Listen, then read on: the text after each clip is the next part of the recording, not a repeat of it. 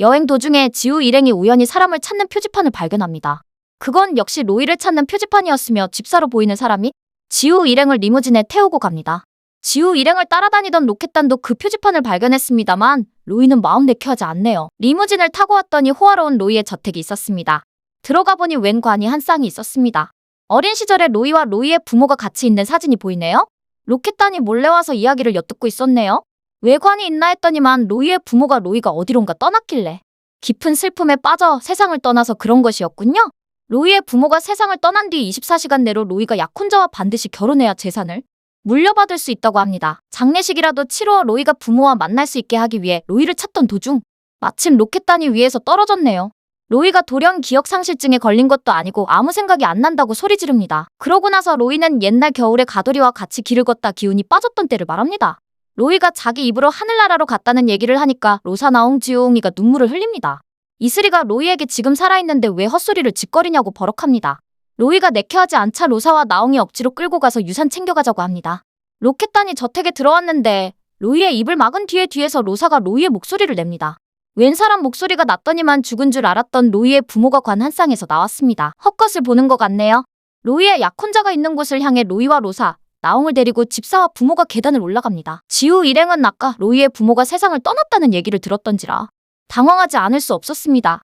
로이가 올라와 보니까 약혼자 루미카가 기다리고 있었습니다. 루미카를 보자마자 로이가 놀랍니다. 상속받을 재산이 있다는 것으로 루미카를 따라가는데 로사가 참 수고가 많네요. 무슨 일인가 해서 지우 일행이 로켓단을 따라갑니다. 물려받을 재산이라곤 고작 이런 운동기구들 뿐인가요? 루미카는 알고 보니까 세디스트 얀데레였던 겁니다. 로사와 나옹이 쿠로코의 모습으로 로이를 따라서 왔는데 목소리는 감출 수가 없었습니다. 그래서 잽싸게 로사와 로이가 튀고 로이가 홀로 루미카 앞에 남겨졌습니다. 루미카가 로이를 채찍질하니까 그야말로 세디스트인 겁니다. 이리저리 피해 다니는 로이의 움직임을 막기 위해 루미카가 라플레시아를 꺼내 마비가루를 뿌리게 합니다.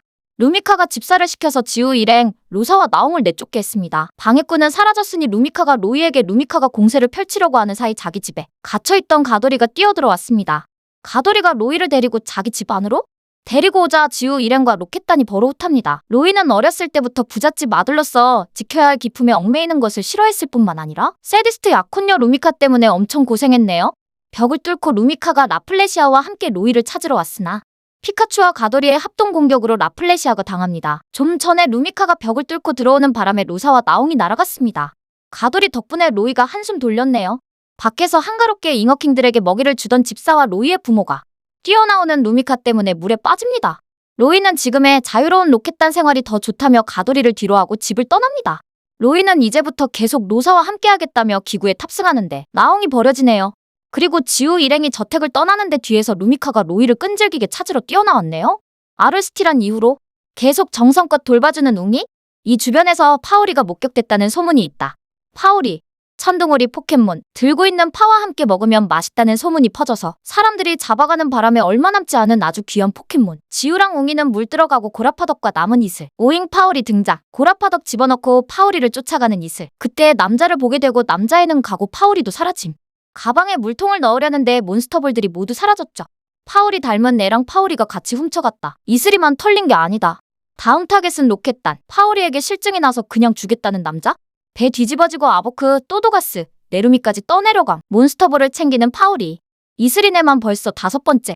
경찰도 어디 있는지 알 수 없어서 못 잡는 중. 알고 있어. 이게 나쁜 짓이라는 걸. 하지만 힘없고 약한 우리가 살아남기 위해선 이것밖엔 방법이 없잖아. 고라파덕은 이슬이한테 가져. 로켓단이 나타나자 몬스터볼을 전부 주겠다는 남자? 고라파덕 덕분에 남자를 보게 되는 지우 일행. 당장 시합하자니까 파우리는 너무 약하다고 하는 남자? 그때 싸우겠다는 파우리. 처맨 쳐맞더니 파로 이상의 실을 쓰러뜨렸다. 고라파덕이 파우리를 상대하려고 하는데 만만한 고라파덕의 머리를 파로 계속 치는 파우리. 모두가 응원하는 고라파덕의 두통. 고라파덕 최고의 무기 사슬묶기. 고라파덕 승. 그리고 로켓단이 선물 받은 포켓몬들은 전부 찌리리공. 포켓몬을 모두 돌려주는 남자? 그리고 파우리를 더 강하게 키우기 위해 여행을 떠난다고 하죠. 어느 포켓몬 센터에 들렀는데 오박사로부터의 편지가 왔습니다. 여전히 포켓몬 더 잡아오라는 건 여전한데 질퍽이가 오박사를 아주 그냥 잡고 늘어지네요. 그보다 포켓몬 도감이 업그레이드되어 새로 발견된 포켓몬들이 뭔지 알아볼 수 있다길래 지우가 지금 가지고 있는 포켓몬 도감을 업그레이드합니다. 다음 배지를 딸 수 있는 홍련섬으로 코스를 잡는데 거리가 꽤 되네요. 지우가 얻어온 알에서 뭐가 태어날지 이런저런 얘기를 합니다. 이슬이는 물론 독팔이었으면 좋겠다고 합니다. 지우는 알에서 태어나는 게 푸테라가 아닌가 해서 두려워합니다. 웅이는 따꾸리였으면 좋겠다고 합니다. 이야기를 엿듣던 로켓단도 무엇이 태어날지 궁금해하고 있습니다. 지우 일행이 나가려던 사이 로켓단이 알 상인으로 변장해서 나왔습니다. 로켓단이 알을 찾는다길래 내키진 않지만 웅이가 알을 내보였습니다. 이때다 하면서 로켓단이 바구니에 있던 알들을 내던지고 난 뒤 지우 일행이 가지고 있던 알을 뺏어갔습니다. 아까 로켓단들이 흘렸던 알들은 죄다 가짜였네요. 그러던 사이 로켓단이 진짜 알을 먹튀해갑니다. 지우 일행은 로켓단들이 흘리고 간 가짜 알들을 따라서 로켓단이 숨은 곳을 찾습니다. 지우 일행이 난입하여 피존, 별가사리와 꼬마돌의 콤비네이션으로 알을 되찾는데 성공했습니다. 알 하나 가지고 지우 일행과 로켓단이 쟁탈전을 벌입니다. 치고받고 하다가 알이 위로 올려졌네요. 지우가 몸을 던져 알을 받으려고 했는데 간발의 차로 손이 닿지 않았습니다. 이럴 때 피카츄가 자기 역할 톡톡히 하네요. 간신히 되찾고 나니까 알이 움직이기 시작했습니다. 모두가 궁금해하는 시선으로 바라본 끝에 알에서 토게피가 태어났습니다. 아직도 로켓단이 정신을 못 차리니까 지우가 피카츄의 10만 볼트로 내쫓습니다.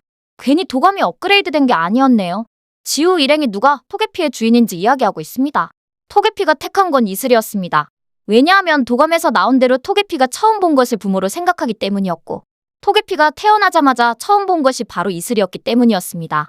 이리하여 토게피와 함께 지우 일행은 여행을 계속합니다. 지우가 어느 숲에서 등산가와 시합을 하고 있었습니다. 뿔카노의 돌진 공격이 매우 강해서 이상해 씨가 머리를 다쳤네요.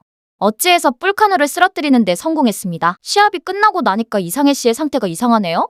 등에 붙은 씨앗이 빛을 내고 있습니다. 급히 포켓몬 센터로 데려가 보니까 곧 이상해 씨가 진화하려는 것이었습니다. 그런데 이상해 씨를 데리고 오는 도중 포켓몬 센터의 화분뿐만 아니라 땅에 꽃이 활짝 피기 시작했습니다. 이상해 씨들이 특정 시기에 여럿이 모여서 진화의 축제 같은 걸 이상한 숲에서 한다고 합니다. 지우 일행이 자던 도중에 이상해 씨가 어디론가 나가자 피카츄가 따라왔습니다. 갑자기 다른 이상해 씨들이 지우의 이상해 씨를 잡네요? 피카츄가 이상해 씨가 어디론가 간 것을 지우 일행을 깨워서 알립니다. 로켓단은 꽃이 만발한 숲을 지나고 있었습니다. 아까 그 이상해 씨들이 로켓단 앞에 나타났네요. 로켓단이 이게 웬 떡이냐 해서 잡으려고 했다가 역광광당했습니다. 지우 일행이 이상해 씨를 찾으러 나왔는데 장애물들이 참 많습니다. 장애물들을 뚫고 와보니 이상해 씨들이 많이 있습니다. 다른 포켓몬들이나 사람들의 눈에 띄지 않고자 방해한 것이었네요. 꽃들의 기운이 오래된 나무를 향해 전해집니다. 이상해 꽃이 거대한 몸집을 끌고 나무 그루터기에 올라왔습니다. 이상해 꽃 주위에 모인 이상해 씨들의 씨앗이 하나둘씩 빛이 납니다. 뒤늦게 온 로켓단은 장애물들을 도구를 써서 헤쳐나가려고 했더니만 쉽지가 않네요. 이상해 씨들이 이상해 풀로 진화합니다. 그러나 지우의 이상해 씨만은 진화하기 싫어하네요. 지우의 이상해 씨만 진화하려 하지 않자 이상해 꽃과 이상해 풀들이 화가 납니다.